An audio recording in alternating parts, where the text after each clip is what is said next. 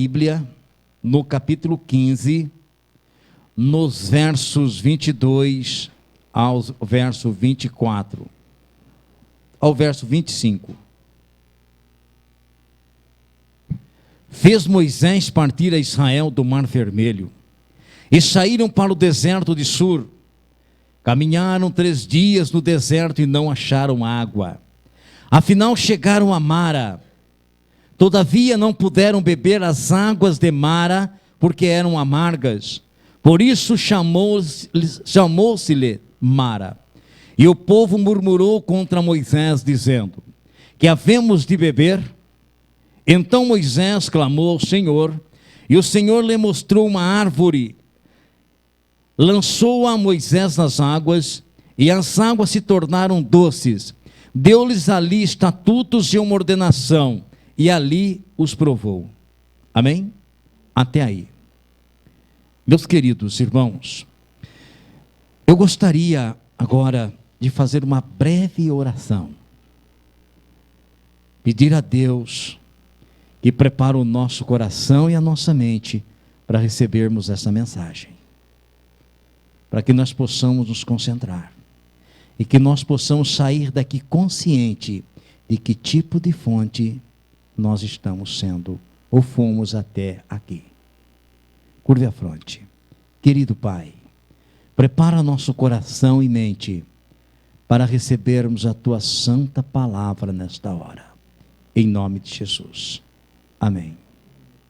Meus queridos, vamos imaginar comigo, vamos pensar. Moisés sendo escolhido por Deus para tirar o povo do Egito. Depois de tantas lutas, de tanta luta, depois de praga aqui, praga ali, praga lá, até que Faraó cedeu, e Moisés então conseguiu tirar o povo do Egito. E na saída do Egito, mais de 3 milhões de pessoas, contando com crianças, mulheres grávidas e animais e uma porção de coisas. E aquela vasta multidão sobre a liderança de Moisés. Mas muitos dizem assim, mas como pode uma coisa dessa, Moisés, liderar 3 milhões de pessoas? Mas irmãos, vocês nunca devem se esquecer que aquela nuvem protetora, que protegia o povo de Israel do sol causticante do deserto, e aquele holofote que iluminava o caminho, para que as pessoas não pisassem buraco ou pisassem serpentes venenosas, esse holofote e essa nuvem era a presença de Jesus Cristo. Jesus na liderança do seu povo, o grande líder Jesus Cristo, amém? Jesus sempre liderou seu povo, sempre esteve presente, e Jesus está presente hoje. E Ele está presente aqui. Amém? Amém mais forte, amém? Amém. E vou dizer uma coisa para vocês, irmãos. Imagine vocês agora o povo de Israel chegando às margens do Mar Vermelho. Eles não tinham como atravessar. Eles não tinham barco. Não tinham navio. Eles não tinham preparo para nadar. O mar era profundo. Mas Faraó preparou o seu melhor exército, seus melhores carros de guerra, carros destruidores, pois Faraó tinha certeza de construir às margens do Mar Vermelho o maior cemitério do povo hebreu. Mais de 3 milhões de pessoas seriam sepultadas ali. Por quê? Porque ele sabia que o povo não tinha para onde ir. Para frente o mar, à direita montanha, altaneiras montanhas, não tinha como o povo prosseguir. Deserto causticante. À esquerda, mesma coisa. Para trás, Faraó, vindo em alta velocidade com seus cavalos poderosos, treinados para a guerra, cavalos preparados para a destruição, para destruir. Você já parou para pensar a situação desse povo? Ele chegou num beco sem saída, não tinham para onde ir. Imagine vocês por um instante o desespero desse povo. As mulheres, as crianças, os jovens, até mesmo os adultos. Eu creio que até os líderes do povo de Israel temeram. É aí que vem a fé, irmãos. Vocês estão vendo? É fácil muitas vezes nós falarmos das promessas, falarmos que amamos a Deus, falarmos que Deus é poderoso, que Deus é o líder, que Deus é o Criador, que Deus é isso, mas chega e no momento que chegamos num beco sem saída, que não vemos saída, será que nós temos fé que Deus está ali presente? E a maioria do povo não deixaram de acreditar em Deus, mesmo tendo a presença de Jesus através da nuvem, através do holofote. Eles desacreditaram e começaram a clamar por Moisés, clamar, criticar, acusar. Moisés, nós vamos voltar para o Egito, você tirou a gente do Egito para trazer nesse deserto, e nós vamos morrer agora nas mãos do faraó. Moisés clamou ao Senhor, e o Senhor disse: Moisés, lança teu cajado nas águas. E Moisés obedeceu e fez do jeitinho que Deus ordenou, e o mar se abriu, e Deus preparou um caminho plano para que o povo passasse, e o povo atravessou tranquilamente em um caminho plano aquele grosso mar, aquele mar profundo. O povo passou, atravessou, são e salvo. Amém? O amém mais forte, amém? Amém. Então nunca se esqueça de uma coisa, irmãos, que quando tudo falha, Deus aparece e diz: filho, eu não falho, pois eu prometi estar convosco todos os dias. Amém. E se nós não termos essa fé, e se nós não acreditarmos nisso, nessas promessas de Deus, é em vão a nossa religião. Porque se até aqui os problemas foram tão grandes, você já parou para pensar os poderosos exércitos que nós vamos ter que enfrentar? Já estamos enfrentando alguns, mas os poderosos exércitos que ainda teremos que enfrentar pela frente. Exército poderosos, guerreiros da enfermidade, guerreiros do desemprego, guerreiros das perdas, guerreiro disso, guerreiro daquilo, e nós teremos que enfrentar todos os dias. E daqui para frente, esses poderosos guerreiros destruidores aumentam gradativamente. É por isso que nós temos que acreditar, mas acreditar de corpo e alma, acreditar de todo o coração que Deus está presente. E quando tudo falha, Deus vem e te socorre, e me socorre. Amém? Amém. Mas irmãos, vamos passar para frente um pouquinho. Vamos chegar até o deserto, após a travessia do Mar Vermelho. Nós conhecemos a história. Faraó veio com o seu exército e viu que o povo estava atravessando, nunca tinha visto um caminho naquele mar, e agora o povo atravessou, e eles aproveitaram a passagem também, mas de repente o mar se fechou e levou às profundezas todos aqueles carros de guerra, aqueles homens poderosos, aqueles guerreiros, aqueles homens fortes, aqueles lutadores, aqueles bons de espada, bom para matar, todos esses naufragaram. E nunca se esqueça, por mais terrível que seja o inimigo, Deus é mais poderoso. Amém? Amém? Amém. Irmãos, mas mais uma coisa aconteceu aqui, depois de tantas que aconteceram no deserto, entre o povo de Israel, mas essa daqui nós vamos agora ficar bem atentos, para nós tirarmos lições especiais para a nossa vida, para os nossos dias aqui que nós vivemos. Vamos pensar um pouquinho. Após a travessia do Mar Vermelho, o povo caminharam 3 dias no deserto. Esse é o deserto que fala aqui, irmãos. Não é como o deserto do Nordeste, que tem muitos desertos lá. Lá ainda tem um ventinho gostoso, lá ainda tem muito que sobrevive lá, mas esse deserto de Sur, irmão, é um deserto onde a areia sai fumaça, o sol é causticante, é muito difícil encontrar água. Ali o pessoal só passeia, só viaja com camelo, porque camelo resiste vários dias. É impressionante. Vão pensar num deserto causticante, e o povo, e não tinha água. Não tinha água. Então 3 dias caminharam no deserto e não encontraram água. Imagine vocês uma multidão com mais de 3 milhões de pessoas. Ali tinham crianças, ali tinham jovens, tinham pessoas de todas as idades, todos os tamanhos. Eles não encontravam água. Pense um pouquinho comigo. O desespero, irmãos. A água é vida. Faltou água.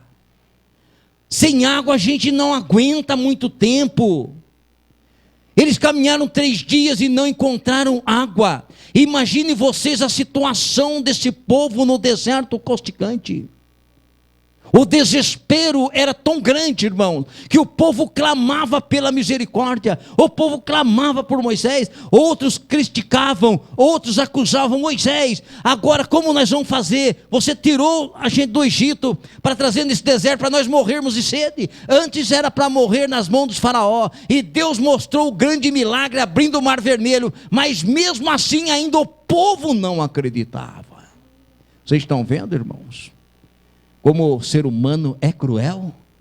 Deus abriu o mar para o povo passar, mas de repente 3 dias não encontraram água. O povo entra novamente em desespero. Esqueceram dentro de poucas horas o milagre que Deus tinha realizado. Isso acontece com a gente também, irmão. Nós recebemos cada milagre tão poderoso, tão grande cada dia, mas passou no outro dia, a gente já esquece o milagre, a gente esquece o que Deus tem feito na nossa vida. E a gente começa a resmungar, a gente começa a se murmurar, a gente começa até a blasfemar o nome de Deus. E muitas vezes a gente levanta a voz: oh Deus, por que o Senhor permite que isso aconteça comigo? Por que só comigo? Por que o Senhor, por que eu nasci? Agora escutem, irmãos. O nosso mundo, o mundo que nós vivemos, é como um deserto sem água, irmãos. Mas não da água natural, na água que sacia a sede física, biológica, mas da água espiritual. É isso que o mundo está precisando, irmãos. É o mundo que nós vivemos, é um deserto causticante, onde milhares e milhares de pessoas caminham por esse deserto sedentos da vida. Você já parou para pensar quantos milhares de pessoas sem paz, sem alegria, clamando na miséria? Você já parou para pensar quantos jovens envolvidos nas bebidas, nas drogas, no mundo da promiscuidade? Quantos jovens doentes com AIDS e tantas outras coisas? E quantos pais sofrendo por esses jovens? Quantos lares destruturados a gente se vê? O mundo que nós vivemos é um mundo agonizante, é um deserto onde as pessoas clamam a todo instante por água. São pessoas sedentas da água, não da água natural, mas daquela água que sacia a sede da alma, aquela água que penetra no mais íntimo, aquela água que jorra lá dentro e faz renascer, e faz florescer a alegria e o desejo de viver no coração do homem. Mas essa água, queridos, esta água, essas fontes dessas águas estão espalhadas em todo o mundo. E a fonte principal, irmão, a fonte que saciou a sede de milhares de pessoas, foi Jesus Cristo. E certa feita Jesus estava sentado no poço de Jacó. E tinha uma mulher sedenta, uma mulher que diziam que era prostituta, era uma mulher rejeitada pela sociedade, discriminada, marginalizada, uma mulher que ela pensou até em suicídio. Por quê? Pensa só, uma pessoa discriminada. Nos dias de Jesus, as mulheres não eram bem-vindas na sociedade, principalmente quando, na situação que essa mulher vivia, era adúltera, era uma mulher pecadora, e por volta do meio-dia, ela resolveu ir até a fonte de Jacó para buscar água. E quando ela olha lá na fonte, uma pessoa sentada. Ela tremeu, sabe por quê? Porque as pessoas que haviam, eles atiravam pedras, eles zombavam. Essa mulher tornou-se objeto de gozação e zombaria. E quando ela observou que aquele homem que estava na fonte era um judeu, ela tremeu mais ainda, porque eles eram acérrimos inimigos. Os judeus encontravam um samaritano, eles apedrejavam essas pessoas. Eram inimigos severos. Mas de repente ela olhou para aquele homem, e aquele homem olhou para aquela mulher, os dois olhares se cruzam, e ela percebeu que aquele homem que estava lá, na fonte de Jacó, era um homem diferente, um homem que transmitia alegria, um homem que transmitia paz, um homem que estava dizendo: filha, vem, chegue aqui, filha, porque eu amo você. Não importa quem você é, não importa aonde você andou, o que você fez, o seu passado, venha, eu sou a verdadeira fonte, que estou disposto a te dar a água que você necessita. Ela foi buscar a água natural, irmãos. Para ela a água natural era mais importante, mas Jesus ofereceu para ela uma outra água, que é a água da vida. Sabe qual é a água que Jesus ofereceu para ela? Aquela água que transforma o ser humano, aquela alma que faz com que o ser humano seja uma pessoa feliz, uma pessoa diferente, uma pessoa confiante que ela vai ser melhor do que era antes. Vocês querem ver uma coisa? Jesus disse para ela: mulher, a água que eu vou te dar é uma água diferente, que essa água vai te levar para a vida eterna. Amém? Amém. Jesus Cristo era a fonte verdadeira, a fonte que essas pessoas sedentas necessitavam. Fontes de vida, fontes de bênção, fontes que jorravam. E aquelas multidões de pessoas discriminadas, marginalizadas, pessoas perdendo as esperanças, elas encontravam a verdadeira vida em Jesus Cristo. Amém?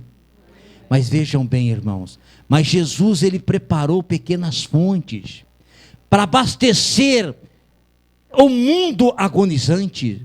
Os discípulos eram pequenas fontes que Jesus preparou. Aonde os discípulos iam, ele abençoava as pessoas, eles curavam as pessoas, eles levantavam a autoestima dos mais terríveis pecadores. Certa feita, duas fontes, Pedro e João, passando a porta do templo, a porta chamada Formosa, ali tinha um homem sedento, que há muitos anos ele vinha ali para pedir esmola. E quando Pedro e João passavam, ele clamou: tem uma esmola, por favor, tem alguma coisa para me dar. A fonte, Pedro olhou para aquele homem paralítico e disse: eu não tenho ouro e nem prata para te dar. Porque aquele homem não estava precisando de ouro e prata. Ele estava precisando de muito mais. Ele estava precisando da água da vida. E Pedro e João eram pequenas fontes que Jesus preparou para levantar esses homens caídos. E Pedro disse: eu não tenho ouro e nem prata, mas uma coisa eu tenho a água da vida. Em nome do Senhor Jesus Cristo, da fonte principal, levanta e anda. Vocês estão entendendo? Aquele paralítico, Pedro pegou na mão daquele homem e levantou, e foi caminhando com ele até as suas forças revigorarem novamente. E aquele homem daqui a pouco começou a dar pulo, salto de alegria. Era paralítico há muitos anos, mas uma pequena fonte passou por ali e levantou-a.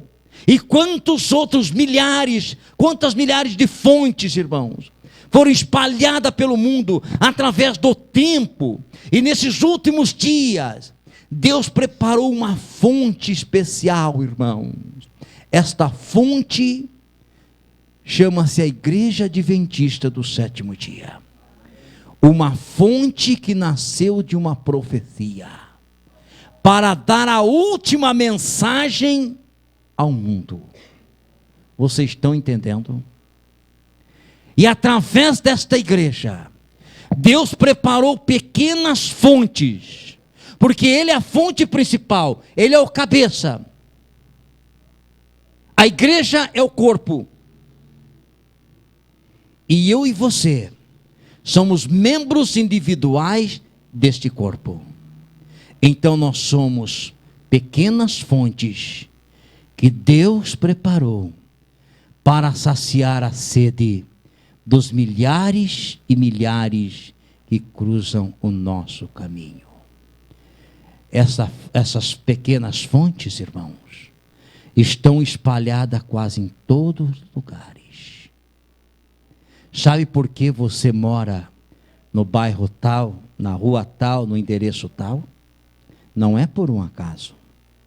Deus colocou você ali para você ser uma fonte de bênção, para saciar a sede daqueles sedentos que moram ali na região. Os doentes, pessoas perturbadas, alcoólatras, pessoas sem esperanças, pessoas que não conhecem Deus, pessoas de todos os tipos que estão clamando ao desespero em todo o nosso redor.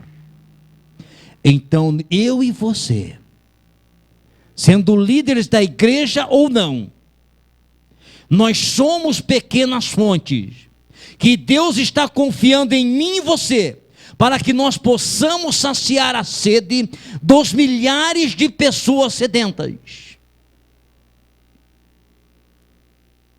Agora eu faço uma pergunta. Como membros da igreja adventista, igreja remanescente, igreja que Deus preparou para dar a última mensagem ao mundo, que tipo de fonte nós estamos sendo? Aonde? Dentro do nosso lar. Que tipo de fonte eu estou sendo dentro do meu lar?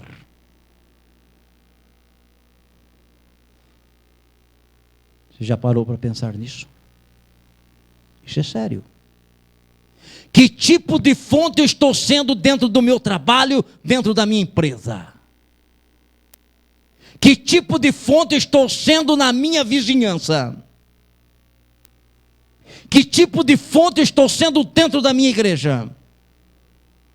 Que tipo de fonte eu estou sendo quando uma pessoa sedenta me vê com uma Bíblia na mão, bem arrumado, vindo para a igreja no sábado, e essa pessoa sedenta vem ao meu encontro, procurando saciar a sede da sua alma?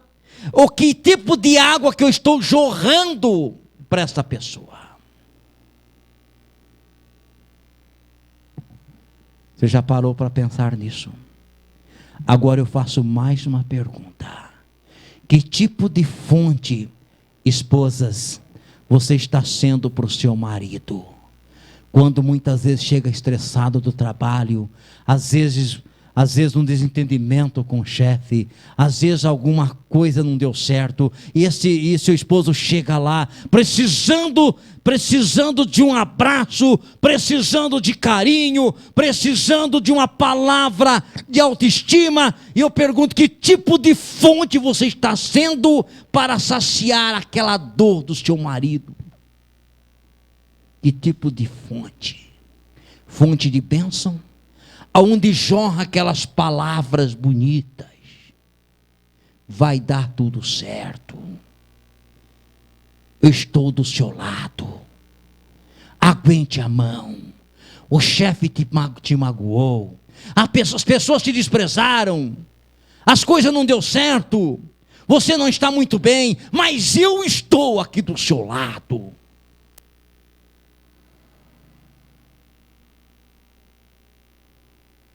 E eu continuo perguntando, Que tipo de fonte, marido, você está sendo para sua esposa? Quando ela está cheia de problemas, pelas lutas, pelo trabalho, pelas vezes problemas com filhos, problemas disso, problema daquilo e tantos outros problemas, e ela vai à fonte, marido,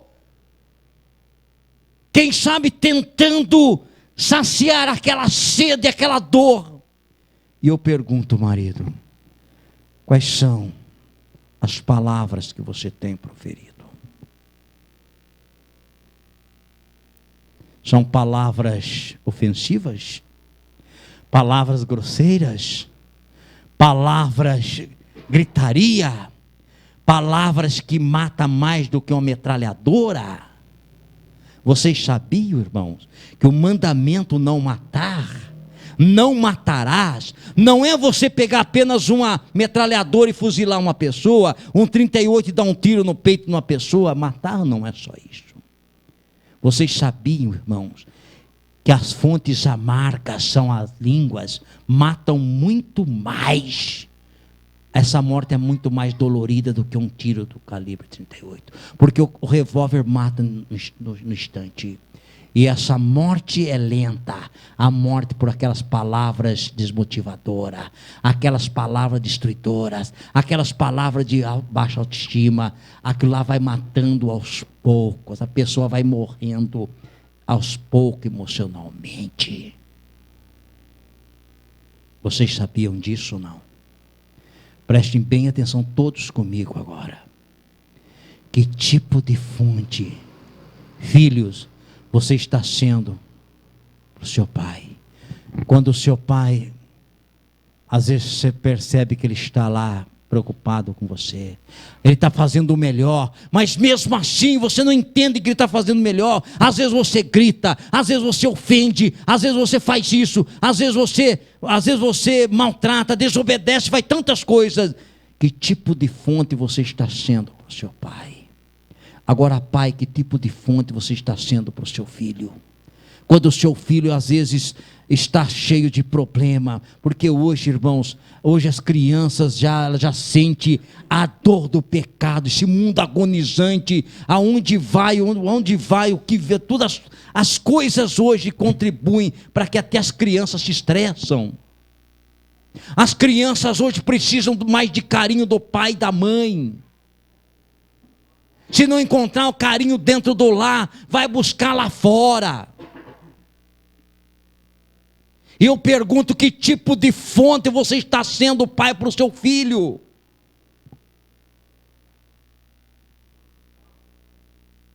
Vocês estão vendo? Sabe por que muitos jovens estão nas drogas, irmãos? Sabe por quê? Alguns, eles desequilibraram mesmo e foram a uma grande porcentagem de filhos que estão hoje nas drogas, porque as fontes amargas pais não souberam ser amigos dos seus próprios filhos. Vocês estão entendendo? Muitos e muitos. Existem filhos, irmãos, filhos, que receberam todo o carinho do pai, da mãe, no lar, mas são fontes amargas e decidiram tomar o seu próprio destino. Mas os pais procurem fazer o melhor para os seus filhos. Será bastante amigo, porque amanhã ou depois eles vão ter que tomar suas próprias decisões na vida. E o caminho que eles seguirem, eles vão colher aquilo que eles plantarem. Mas procurem fazer o melhor. Amém? E não se culpem se um dia o seu filho disser: papai, mas não quero mais ir na igreja, não quero mais conviver com vocês. Apenas você ore por ele e continue orando sempre, sempre, sempre. Porque cada pessoa terá que dar conta de si mesmo a Deus. Mas mesmo que o filho erra, seja uma fonte de bênção para o seu filho. Porque as verdadeiras fontes, as fontes de bênção, elas procuram entender cada pessoa e continuar ajudando em todas as suas necessidades. Eu conheço um pai, fiquei conhecendo São Paulo, muito religioso, um líder da igreja, mas era uma fonte amarga. Ele disse para mim, eu sempre fui uma fonte amarga. O meu filho foi embora por causa de mim. O meu filho envolveu nas drogas por causa de mim. O meu filho errou. Em vez de eu abraçá-lo, em vez de eu levantá-lo, em vez de eu ajudá-lo, eu empurrei ainda mais. Porque as fontes amargas, irmãos, são fontes que destroem, que arrasam e que levam as pessoas para bem distante. Eu continuo perguntando, que tipo de fonte, jovens, você está sendo na sua escola? Que tipo de fonte nós estamos sendo nesse deserto agonizante? Isso é algo para você pensar. Você se pergunta, Alberto, mas você acha que existe uma esperança? Porque eu estou sentindo que eu não estou sendo uma boa fonte dentro do meu lar, mesmo dentro da minha igreja. Eu não estou sendo uma fonte de bênção na minha vizinhança. Eu não estou sendo uma fonte de bênção para conduzir o sedento aos pés de Cristo. Eu preciso de alguma coisa. Existe uma esperança. Existe uma esperança. E essa esperança é só uma pessoa. Vocês querem ver? Vamos imaginar agora o deserto. Vamos voltar no deserto, nosso pensamento no deserto. E imagine mais de 3 milhões de pessoas. Josué e Caleb, como eram os bons líderes, os mais espertos, eles iam à frente procurando ver se via algumas fontes. Mas de repente Josué enxergou uma fonte bonita, ou num oásis muito bonito, aquelas lindas palmeiras, e de repente ele observa uma água cristalina que jorra daquela fonte, água branquinha, água cristalina, aquela fonte linda, aquela fonte bonita, e ele volta correndo para trás, e avisa Moisés, e Moisés avisa o povo, foi encontrado uma fonte, água para todo mundo, e todos ficaram felizes. Imagine aquelas mães, arrastando as crianças, aquelas crianças sedentas, aquelas pessoas sedentas, aquelas pessoas, alguns já estavam morrendo, não aguentavam mais, então chegaram até a fonte, aquela multidão. Mas irmãos, que tragédia! E quando foram beber a água da fonte, a fonte era amarga, água amarga, e não conseguiram beber. Então, irmão, o desespero aumentou novamente. O povo começa a clamar, começa a acusar, começa a criticar a fonte linda, aquelas lindas palmeiras, aquela água branca, cristalina, mas não era saciável, não era água potável, não era água que saciava a sede física daquele povo. A fonte era amarga. Muitas vezes, irmãos, nós também nos vestimos bem. Muitas vezes nós conhecemos muito bem a Bíblia, as doutrinas da igreja, as profecias, nós conhecemos tudo, somos membros da igreja verdadeira, e às vezes nós até batemos no peito, andamos no melhor possível, melhor roupa possível, isso é muito bom, e as pessoas que nos olham, falam, olha que fonte de bênção aí, e quando ela se aproxima da gente, a gente não é uma fonte. A gente muitas vezes anda com a Bíblia na mão, mas anda carrancudo. A gente nem bom dia para o vizinho fala. Se levanta de manhã, nem dá um sorriso para as pessoas com que a gente convive. A gente levanta amargo. Troca de roupa para vir para a igreja e põe a melhor roupa possível. Mas lá no fundo, a fonte é amarga. O que adianta conhecermos toda a Bíblia? O que adianta ser membro da igreja verdadeira, se lá no fundo a fonte é amarga? Você pergunta, existe uma esperança? Existe. Vocês querem ver? Moisés clamou mais uma vez ao Senhor, e o Senhor ordenou que Moisés pegasse ali uma árvore, derrubasse uma árvore, e pegasse aquela árvore e lançasse dentro da água. E assim fez Moisés. O que tinha a ver uma árvore lançando dentro da água? Eu fiz tanta vez isso. Eu morava no sítio, eu cortava as árvores da beira do rio para limpar o rio, jogava lá e a água continua sendo a mesma coisa. Mas pense você comigo. E quando Moisés lançou aquela árvore nas águas, as águas se tornaram potável, amém? De amarga passou a ser uma água doce. Aquela fonte que jorrava aquela água que ninguém conseguia beber, passou a ser uma fonte de bênção que saciou a sede de mais de 3 milhões de pessoas no deserto. Agora vocês observem, irmão, esta árvore, queridos, é Jesus Cristo, amém?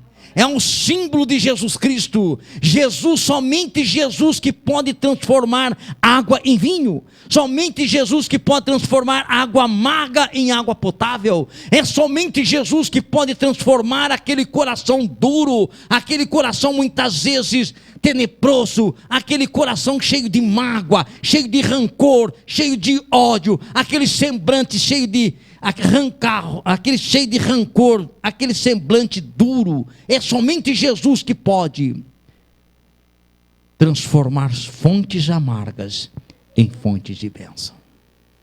E nesta hora, Jesus pode fazer grandes milagres aqui, desde que nós queiramos ser transformados.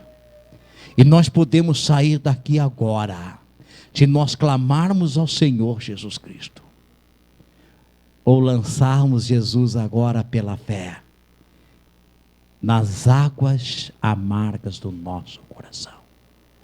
E nós podemos sair daqui diferente, ser uma melhor pessoa dentro de casa, ser uma fonte de bênção para os nossos vizinhos, ser uma fonte de bênção na nossa empresa, na nossa igreja, aonde nós estivermos, nós possamos jorrar água da vida, que é aquela água que leva a pessoa sedenta à salvação em Cristo Jesus, nosso Senhor.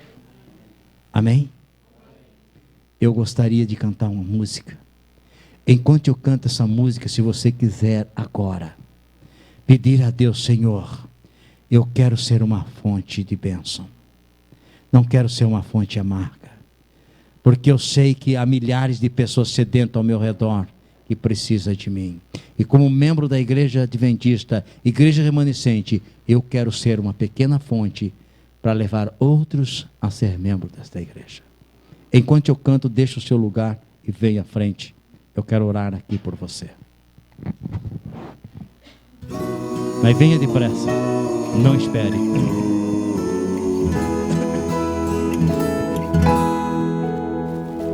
Triste, sem luz, andei, sem motivos pra viver, mas Jesus então tocou-me,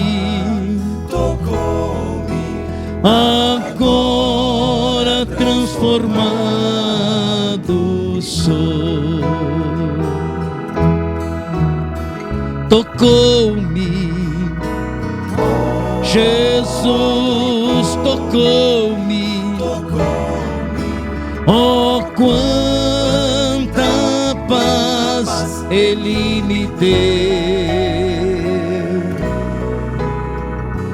Fui transformado e novo sou, de alegria minha alma se encheu. Desde que Jesus tocou-me, a minha alma pra salvar,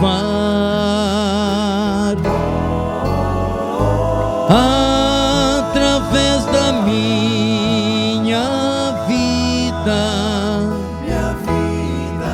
seu santo nome hei de louvar. tocou-me. Jesus tocou-me. Oh, quanta paz Ele me deu. Fui transformado e novo sou de alegria, minha alma se encheu.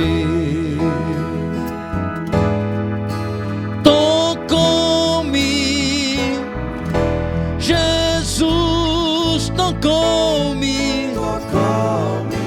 Oh, quanta paz Ele me deu. Fui transformado e novo sou de alegria, minha alma se encheu.